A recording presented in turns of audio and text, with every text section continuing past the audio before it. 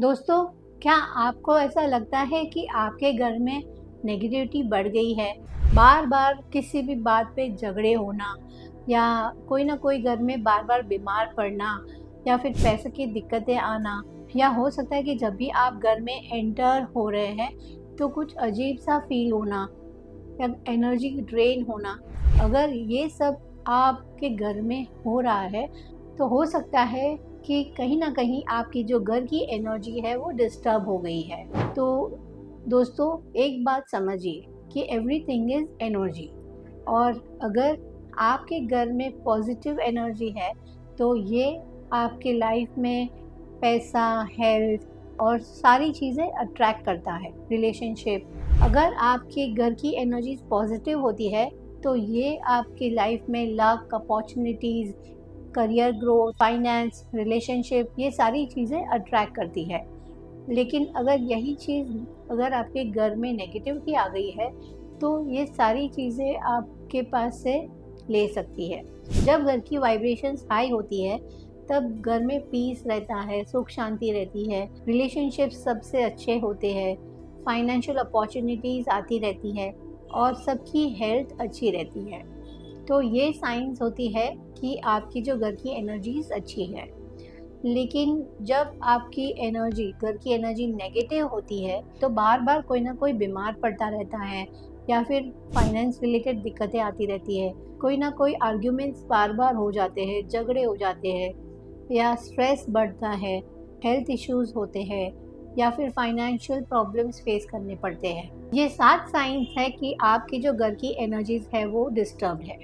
पहली साइन है बार बार झगड़े होना। पहले भी झगड़े होते थे लेकिन अब छोटी सी बात बहुत ही बड़ी हो जा रही है। जो सेकंड साइन है कि बार बार किसी ना किसी पर्सन का बीमार पड़ना।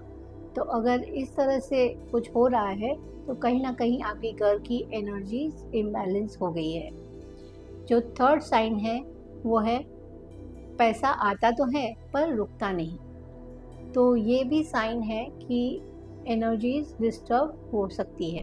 जो फोर्थ साइन है वो है प्लांट्स का सूखना। यस दोस्तों, प्लांट्स अगर आपके घर में सूख रहे हैं और कहीं ना कहीं, तो ये भी एक साइन है कि आपकी जो घर की एनर्जीज है वो नेगेटिव है। घर में स्ट्रेस और एंजाइटी रहना।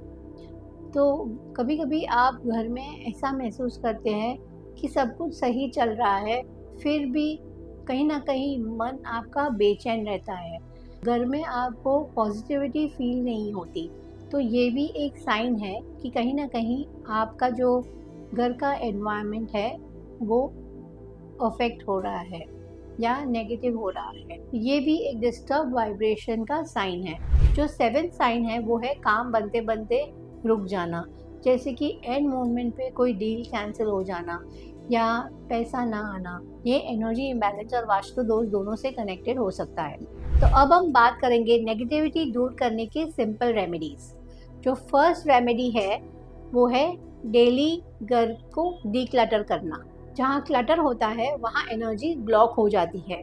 पुरानी और अननेसेसरी चीज़ें घर से बाहर निकालें। जो सेकंड रेमेडी है वो है सुबह शाम घर में दिया करना। यस दोस्तों, आप घर में घी का दिया या फिर तिल के तेल का दिया कर सकते हैं जो आपके घर में पॉजिटिविटी क्रिएट करेंगे।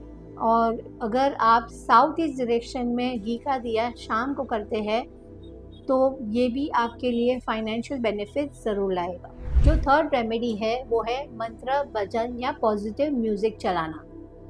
जो 10 से 15 मिनट आप एक स्पिरिचुअल म्यूज़िक या कोई भी मंत्र वगैरह आप अपने मोबाइल पे या फिर आपके घर में चला सकते हैं। साउंड एनर्जी है, ये आपकी स्पेस को क्लींस करने में मदद करती है। तो इस साउंड एनर्जी से भी आप अपने घर के एनवायरनमेंट को पॉजिटिव बना सकते हैं। जो फोर्थ रेमेडी है वो है रॉक सॉल्ट या सी सॉल्ट की रेमेडी। तो आपको क्या करना है, आपको एक बाउल में सॉल्ट लेना है, रॉक सॉल्ट या सी सॉल्ट, और उसमें आप 2 लवंग डाल सकते हैं और आपके घर के एक कोने में आप रख सकते हैं। इसे आपको हर सैटरडे को चेंज करना है। तो इस तरह से आप अपने घर की एनर्जीज़ को बैलेंस कर सकते हैं। और आप घर में सॉल्ट डाल के पोछा भी लगवा सकते हैं। ये भी आपके घर की एनर्जी को क्लेंस करने में आपकी मदद करेगा। सनलाइट और फ्रेश एयर की रेमेडी, तो सुबह आप आधा घंटा आपकी जो घर की खिड़कियां हैं वो खोलें। तो जो नेचुरल सनलाइट है वो एक पॉजिटिव एनर्जी क्लेंजर मानी जाती है। तो अगर आप कुछ टाइम के लिए आपके घर के खिड़कियां खुले रखें तो ये भी आपके घर में पॉजिटिविटी ला सकती है।